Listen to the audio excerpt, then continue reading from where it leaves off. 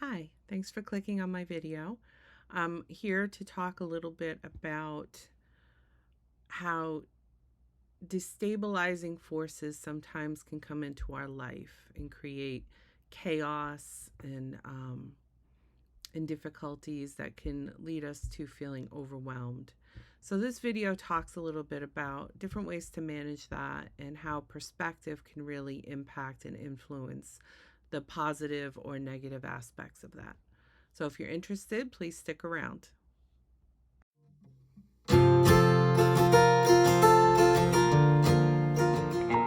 Hi, thanks for sticking around and tuning in, I guess.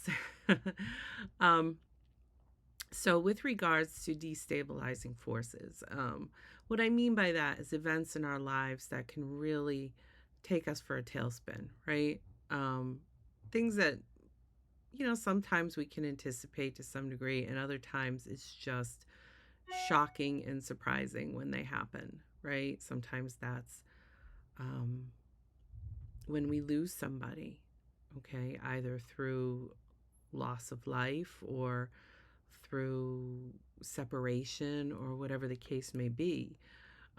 That can oftentimes entail a lot of not only emotion, okay, which in and of itself, when we're sitting with so much emotion, can be overwhelming, but also the pragmatic things that we have to take care of in those events. So if someone passes, then there might be end of life documentation, putting together whatever that may entail for your belief systems, um, like funeral arrangements, going through the whole process of a reading of a will, things like that.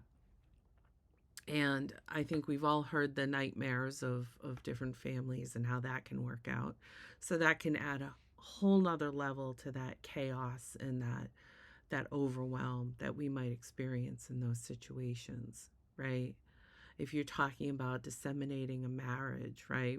A divorce or something like that, it's going through all the legalities and it's never easy, I would say, because even when it's amiable and amicable, um, you're still dealing with grief in addition to it, right? Grief, in and of itself, in both situations, can be overwhelming because you're sitting with so much emotion. And it's different when there's only like a couple of emotions, because I think one of the things that we know is that we can feel happy and sad about the same thing at the same time. So I've touched on this a little bit in the past, like having a baby, for instance.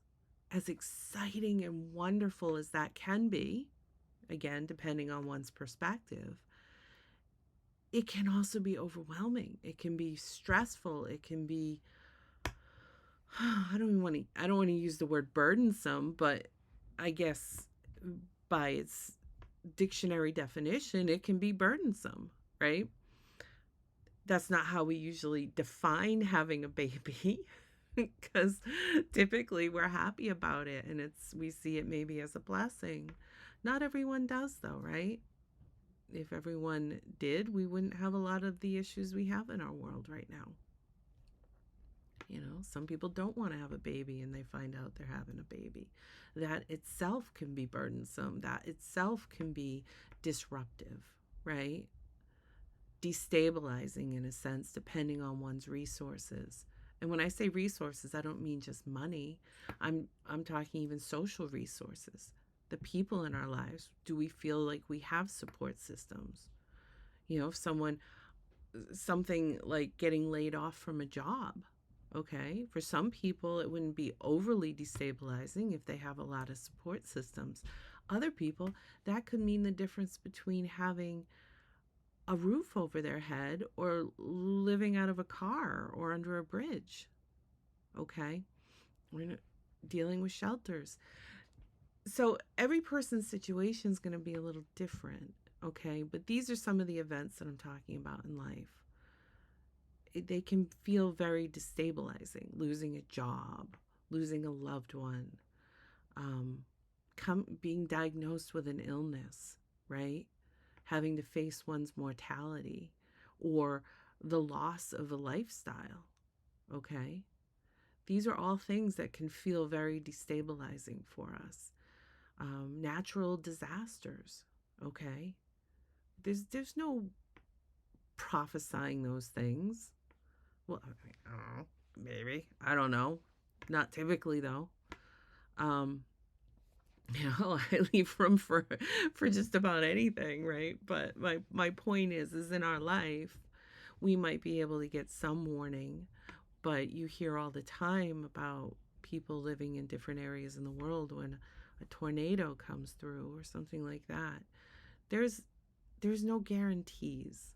Okay? There's no guarantees in life about anything, about relationship, about how long we're going to be on this beautiful earth, where we're going to live, where we're going to work. All of these things can be in flux, if you will, in motion. And we do have some level of control in the sense of the choices we make and how we navigate these things. But sometimes it feels insurmountable and it may come almost like a tidal wave where it's just like, where did this come from? I wasn't planning for this. I didn't expect this. We don't usually anticipate getting a diagnosis for ourselves or someone that we love, right? But it happens. It happens all the time. And how do we navigate that? How do we look at that? Okay. Now, my perspective isn't one that everyone's going to agree with, but I have found in my life that even the most difficult situations that I've had to go through, and I've had my share, as we all have, a perspective has a lot to do with how we manage it, how we move through it, how we navigate, okay? Because our perspective is what can help keep us from feeling too overwhelmed, as will the grounding and being in the moment. Um, Parsing things out really helps with that. And what I mean by that is not lumping everything into one basket, okay? Because when we think about that and then all of a sudden our mind starts going down rabbit holes, okay? Which it does. When we're already in an emotional state, we tend to feed that if we're not actually actively working to pull ourselves out of it in the moment, okay? And this is where I tell people you want to check the facts, okay? But first you got to parse it out and figure out, what am I checking the facts on? That's easier to do when it's just one thing that we're worried about. So if I have to give a speech on Friday or something and I'm a little stressed about, am I going to blow it or am I going to do all right, right? Well, then I'm only really dealing with one issue here. And it might still seem overwhelming, but I don't have to parse out all these other things, like how am I going to get there? And if I just lost my car or, there's all kinds of things that can be going on in people's lives that can add to those stressors, okay? And lead us to feeling destabilized and overwhelmed, and then our mind is going to go down all kinds of other rabbit holes of what could potentially go wrong, and we almost sit in illusion and viscerally react to that versus actually ground myself first. Let me remind myself that I'm in the moment, okay? Now, some of these pieces of advice that I'm going to throw out here only take if it makes sense for your situation, okay?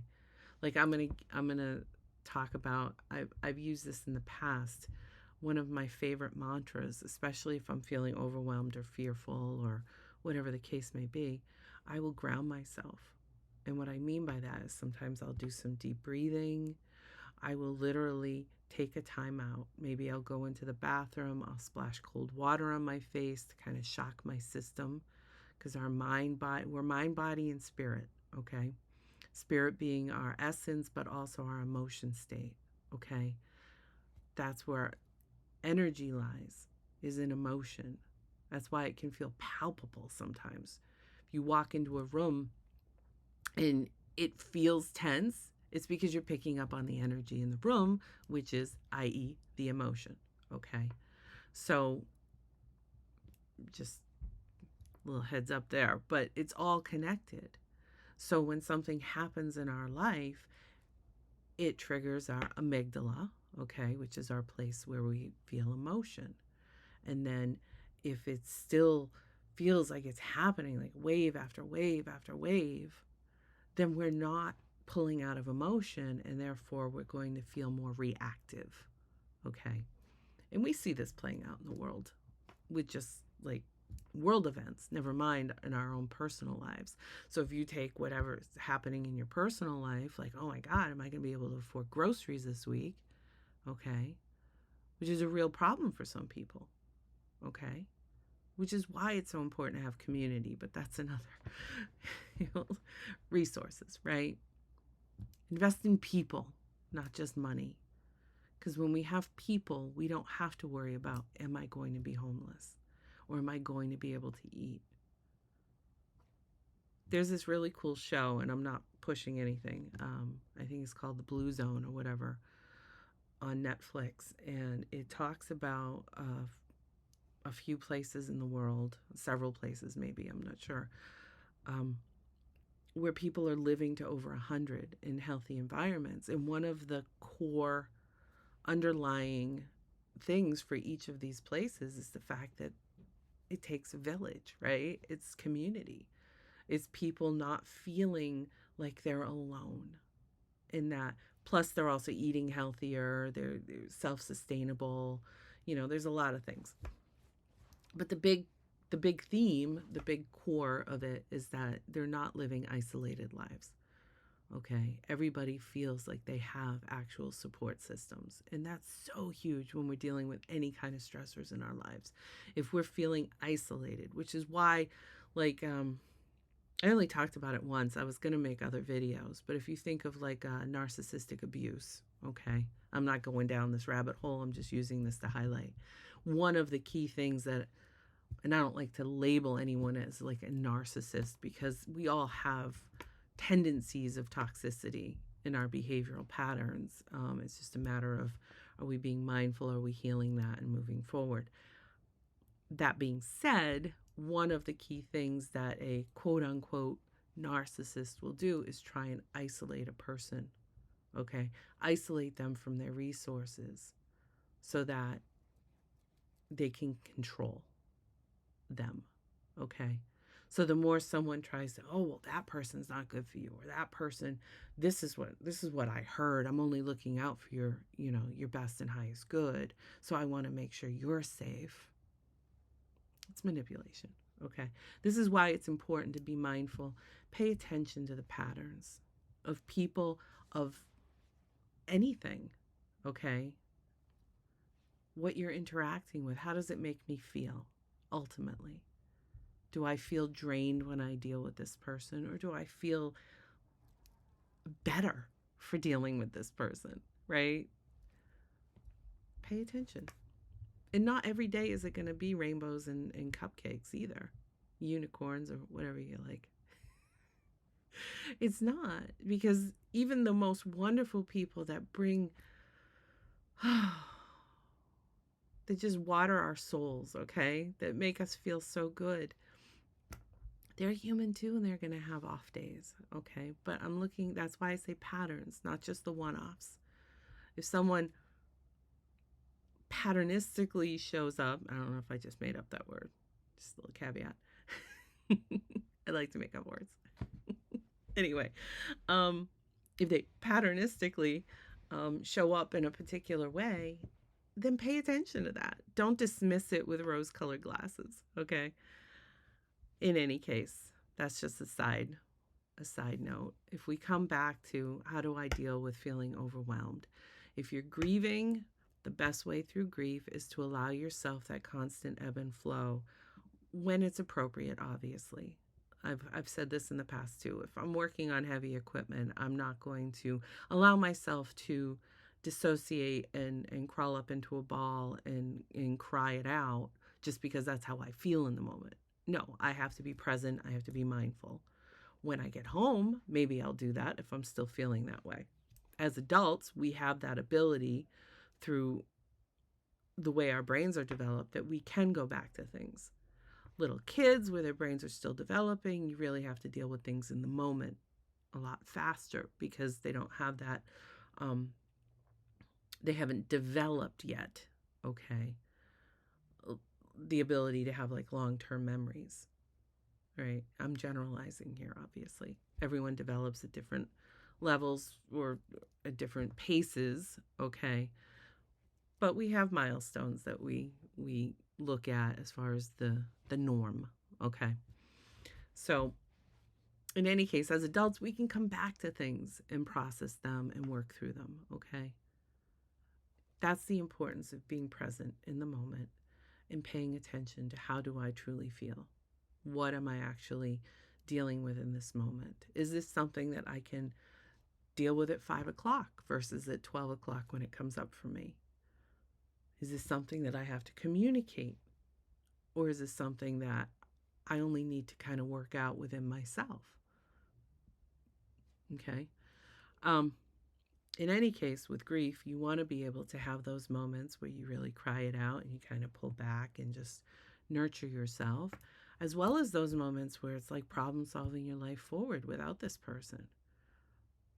So if I had, if I have a doctor, well, I do have a doctor, but you get my point. If my doctor, God forbid, is sick or isn't with us anymore, then I'm going to grieve my doctor, lovely woman, okay, while also problem solving how do I make sure I'm getting my medical needs met without her, right?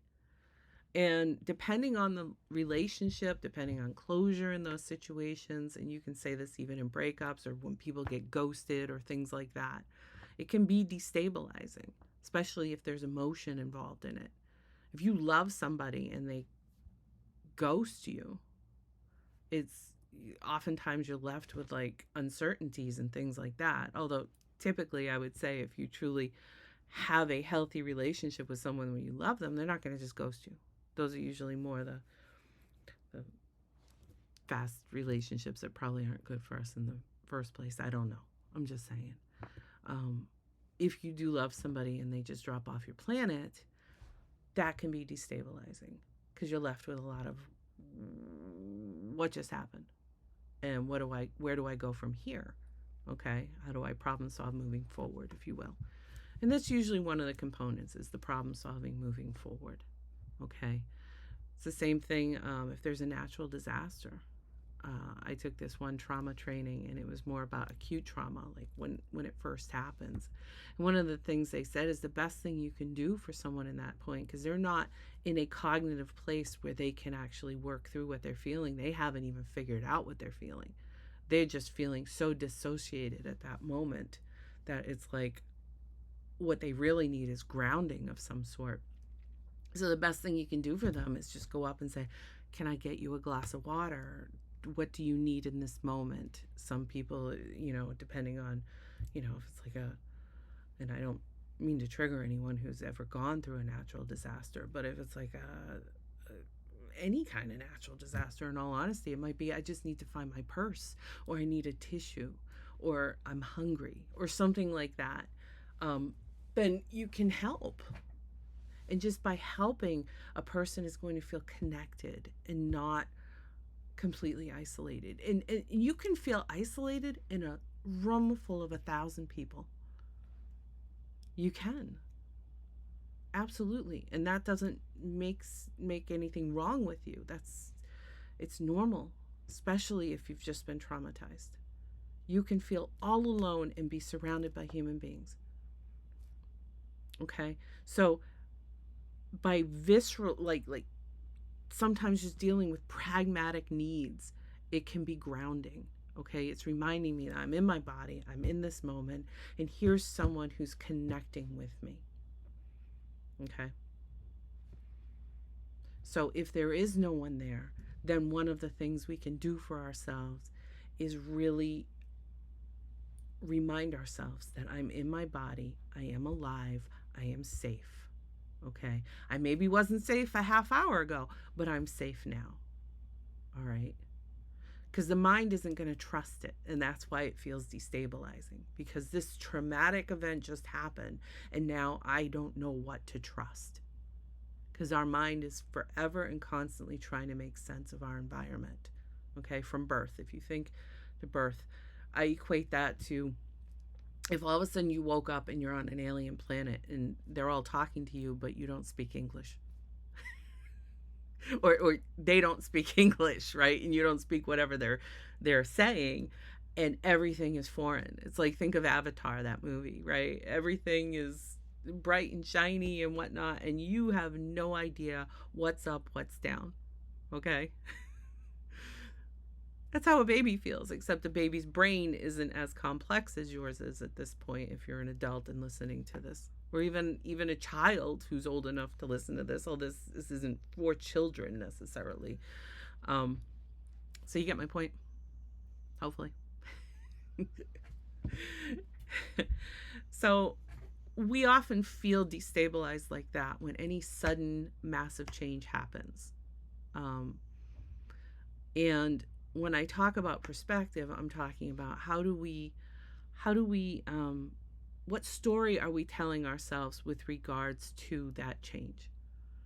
Am I telling myself that I have zero control and now I'm afraid because I'm walking on eggshells? I don't know what's safe and what isn't. Okay. It can feel that way. And sometimes we create these scenarios in our head of how it will get worse, or I see no light at the end of this tunnel type thing. So the best way to deal with that, okay, is to really ground yourself in the moment. We can do this sometimes by just rubbing our fingers together, or rubbing your arm and reminding yourself that you're in your body, that you're present. Okay? Deep breathing can help, but not everyone likes doing that. I know when I first started doing deep breathing, I hated it. I did, because all of a sudden now I'm paying attention to this breathing thing that I just naturally do, and now I feel like I'm either out of breath or I'm not breathing enough, or it was just very weird for me. So that's normal too. There's no right or wrong with these things. Like, all of these skills can help. However, everyone's going to have their go-to skills because everybody's different, and that's okay. It's okay. And remind yourself that it's okay. I'm a fallible human being. I don't have all the answers. Nobody does. Because they might have answers for their life is not necessarily going to apply to mine. Okay? I think I just put out a meme the other day that says something like, don't let anyone who's never put on your shoes tell you how to tie your laces, or something like that. A lot of times we think that because we have an answer in our life, that's going to be a cookie cutter, all or nothing, and that should apply to everybody. Should, right? It doesn't necessarily. So we got to be careful with comparisons, because it can often go awry, if you will. So once we feel grounded, we can remind ourselves. I love my mantra. I learned this when I worked my first job out of grad school. It was when I was doing primarily DBT work, and it was one of the mindfulness activities that we would do is repeat this mantra, and it was, I am safe, I am calm, I am exactly where I need to be. And it doesn't feel like that when we put judgment on it. It's like, how is this where I'm supposed to be? Right? I don't deserve this. This isn't what I signed up for, per se, if you will, depending on whatever you say. Everyone says different things. But my point is that I'm at a place in my life where when things happen that disrupt my calm, okay, I don't try to label it with judgment, good or bad or this or that. I mean, obviously, if I lose my home to a natural disaster, again, sorry if that's upsetting to anyone, because that's not my goal here. It's the goal is to recognize that sometimes negative things happen in our life. I now try and take the view of, this is happening for me, not to me. And that also helps with that sense of having impact or some level of control over our own life, right? And our own choices.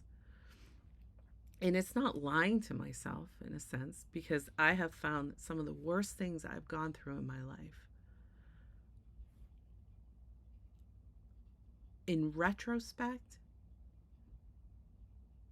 is exactly what I needed at that time in my life to help catapult or push me or nudge me or whatever into the next stage of my life and in my growth. And oftentimes, like I've said in the past video, okay, about pain and suffering and growth, is that growth often comes with pain, discomfort at the very least. But that's also when we feel the most destabilized, is when we're dealing with something that triggers us to that level of emotion or that level of confusion. Confusion is a big part of that. It's like, where do I start? Where do I go? What's the next step? When you think of all the things that I have to take care of, and then I just want to dissociate from it because it's too much. So I'd rather spend 5 hours going through Instagram reels because maybe they make me laugh. I don't know. Maybe they make me feel a certain way that's better than how this feels, right? And sometimes that can be skillful. Other times it's not. Okay. And what I mean by that is sometimes we need to distract from that emotion so that we can help with grounding ourselves. So laughter or finding a distraction that makes us feel a certain way where we can feel more stable to be able to problem solve is skillful. Okay. However, if I do that for 7 hours and then it's the end of the day and I got nothing done, did it serve me? So when we work from a place of what's in the best and highest good of myself and, mainly yourself, that's where we have control. That's really the only thing we truly have control over, is ourselves and the choices we make to set ourselves up for success. Okay? Or sometimes self-sabotage. We've all done it. I mean, that's just human nature. The key with growth is when we can identify those things and make changes where appropriate for us that isn't always going to be in alignment with other people. That's okay. That's why, when we are people pleasers, it often, we're the ones who feel depleted because we're not attending to what's in our best and highest good. But that's a whole nother video. So in any case, the biggest things that we can do is the grounding. That's the key. That's the first step, is feeling safe in the moment, being in the moment. Okay, so if I'm at work, this isn't the time for me to really parse this out and problem solve. It's not. So that is the best time to really kind of push away. Okay, some of these are DBT skills. Push it away and say, I'll come back to it later tonight. Maybe I have a journal, or I can take my phone out and I can just write down the idea that I had, or the thought that I had, so that I can attend to it later. And right now, maybe I use my job as a distraction, okay? And really focus on what I'm doing in the moment so that I'm not sitting in emotion, okay? That's can be hard to do. That can be very hard to do, for sure. All right. Some people, it's easier to do that than others, but it's a key part of it. Is it's not always appropriate in the moment to deal with those things. That doesn't mean we have to shut ourselves down or gaslight ourselves and say, oh, you're overreacting, or you're this or that, or call ourselves names. Be careful of that, because the brain always believes what you feed it.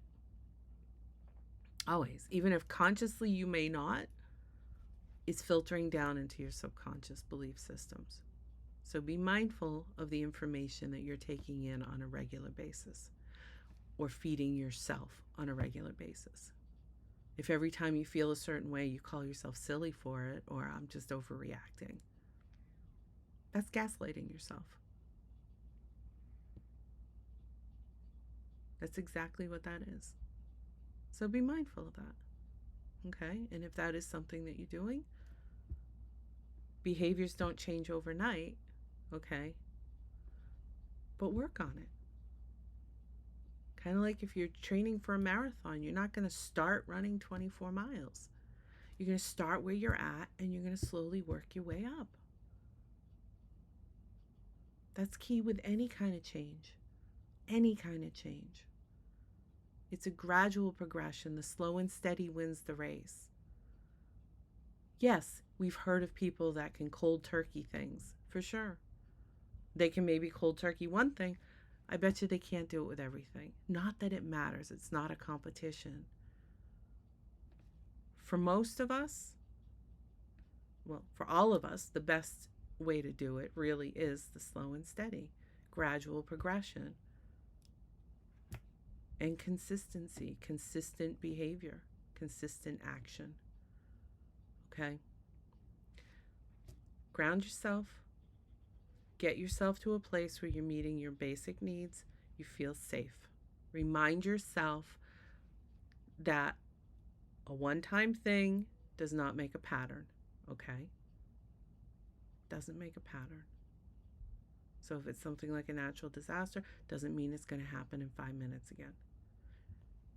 Be safe though, okay? So pay attention to what's happening. Safety is always first. Okay. Once you are in a place where you're safe, then you have to convince yourself that you're safe. You're not going to trust it right away. That's normal. When we feel destabilized, we don't feel safe. It's the complete opposite, right? We feel like, what's going to happen next? When's the next shoe going to drop? That's normal. Not fun, but normal. So the more you can ground yourself, remind yourself, okay, I'm right where I need to be to move forward. Okay. I don't know what moving forward looks like yet, right? That's, again, depending on the scenario. If you're making a whole life transition, you might be in the unknown. That's what I call it, the unknown, right? It's like, okay, I'm here, wherever the here is. I might have an inkling of where I'd like to go, but I'm not quite certain how that's going to turn out. That's okay. It can feel scary, for sure. For other people, it feels exciting. It can feel both. That's the thing. That's the funny thing. That's the dialectic, right? It can feel scary and exciting at the same time. And since they both pretty much present the same in the body, it's more about the mental perspective around it as to whether it's fear-based or excitement, which is hope. If you don't like how it's sitting, do something about it. Okay? That's the internal dialogue. How else can I look at this? Okay, so back to what I was saying. Every difficult situation I've ever dealt with in my life, in retrospect, helped get me to the next place I wanted to be. It did. It was a nudge, a push. That doesn't mean I would go back and say, oh, that was wonderful then. No. No. Pain is pain no matter how you cut it. Okay? And most people don't like pain, don't like discomfort. I'm not the exception there. I have now learned, though, from past experience, that life is something that happens for me. It's something that I try. I set my goals, I set my intentions, and then sometimes life has something else in mind. Okay? But instead of looking at that as a punishment or as a reason to not want to deal with it at all, I now will ask in my prayers, I'd be like, what am I meant to learn from this? Why does this feel the way it feels? And what can I do with that? And then I spend time in meditation with that. I spend time in prayer. I spend time in nature thinking about it, pondering. And in the meantime, I continue to take action in my life. action with my goals until a time at which I might be, through patterns and paying attention, I might be moved to a different way. Like maybe this goal isn't aligned with me anymore. Maybe it's time to switch my perspective. The more flexible we can be as human beings, the easier life becomes for us. It's when we really dig our heels in with control and expectation, that's when disappointment really comes across our path. So if I look at things and say, okay, I can benefit from this. Maybe I don't see how in the moment, but that doesn't mean I won't when the time is right as I move forward. So keep taking action in your life. Sometimes, sometimes take a step back and be like, I just need to breathe. I don't need to take any action right now. Okay? And when I say action, I'm not saying with regards to other people. I'm saying within your own life, taking action on your own perspective, your own thinking, your own healing. Okay? Worst case scenario, go for a walk. Activity. And I'm not talking necessarily high intensity activity, but just activity can help with grounding us. Okay? I knew this person when I was talking about meditation, and I was saying how I meditate, and I asked them if they ever meditated, and they were like, not like that necessarily, but when they explained it to me, for them, their workouts were their meditation, and that was inspiring to me. I was like, yeah, actually, when I work out, I go into those deep thoughts, and that's kind of where I just let my mind roam. It's like free thinking, if you will. So, in any case, those are some of the biggest things. And then as you get to a place where you can parse things out, okay, then deal with each one by checking the facts around them, okay? When I look at this part of the situation, are there other ways to deal with it, okay? So if I have to move, and I have it in my head, it's like, well, I have to move, I have to file that, I have to do this, I have to call this person back, I have to, oh my God. It can really feel overwhelming sometimes. And then if you have kids in addition and you got this going on and that going on, life can get overwhelming for sure. So in those moments, once you're able to ground yourself, calm down, be in the moment, okay, then take each one of those aspects that we were just lumping into one basket and sit with each one individually, okay? Well, I'm only telling myself I have to do it by this date, but I actually have until this date. So maybe I can, so that I feel safer, I can bring this person with me if they're willing, and I can do it on this date that works for them. All right, I can get that done. Maybe I create a list for myself for some of the things that I have to get done in this particular day, and then I can check it off. And that helps me to stay motivated, okay? Right? Maybe this other problem isn't even a problem at all. I just created it in my mind, in my emotional state, and now I can just let that part go. Because when I check the facts, I recognize that that's not even an issue. I just added it on because I was in that mood, right? I was in that mood and that mode where I was just all the feels, right? And I'm a laugher, okay? So I'm not laughing at you. I'm actually talking in my head. I'm thinking of my own experiences and how I've literally gone down the rabbit hole on occasions, you know? And I recognized when I pulled back and I grounded myself how, well, that wasn't even an issue. You kind of created that one, Tara. It happens, okay? It happens.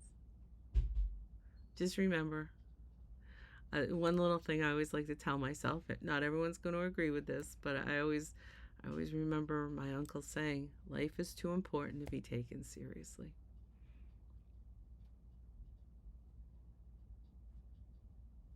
Laugh. Recognize that this in itself is not going to do more to me than what I allow it to do. Take back your power. You've got it. If you don't like something, can it be changed? Do I have control, any level of control, to make that change happen? If not, then why am I perseverating on it? If it's out of my hands, I will do my part and release the rest. Easier said than done, I know, but these are just little things that can help. So if you found any of this helpful, um, I'm sending you with so much light, because these are not easy things to deal with. I only gave a few examples. We've all been in situations where we felt destabilized, we felt alone, we felt like there's no hope, there's no way to move forward, because we can't see it or feel it in the moment because we're feeling overwhelmed. All right. So I think I did a video on overwhelm. I'll link it at the end of this, because the best thing to do when we're feeling overwhelmed is to really ground and parse it out, check the facts, the actual facts, not our perceived facts, okay? Not what we're transposing onto it or projecting onto it, okay? But what's actually happening, whether we like it or not, okay? And then problem solve what you can problem solve and release what you can't. And then in that case, it's more about healing, okay? Deal with prioritizing, hierarchy of needs, if you will. What do I need to do first to stay safe? And then you go from there. Okay? All right. So, again, I hope there's something in here that you can take away that can help with life. If it's not for you, it's not for you. Sometimes things aren't for us in the moment because it's not something we've dealt with or are dealing with. But when we are, it's something we can always come back to.